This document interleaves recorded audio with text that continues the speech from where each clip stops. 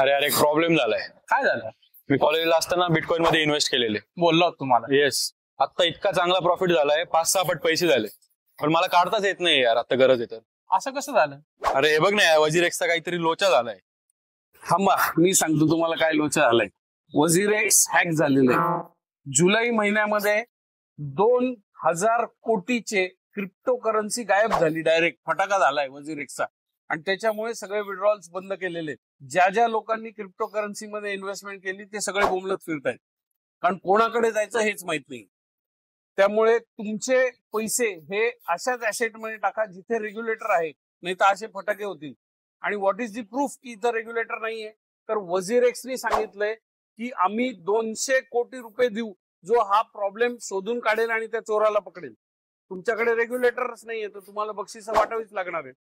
त्यामुळे जबाबदारीने गुंतवणूक करा आणि अर्ध्या रात्रीत श्रीमंत व्हायच्या नादी लागू नका. सो ज्या लोकांना आपले पैसे सेफली इन्व्हेस्ट करायचे त्यांनी माझ्या वेबसाईटला व्हिजिट द्या आणि तिथला एन्क्वायरी फॉर्म भरा.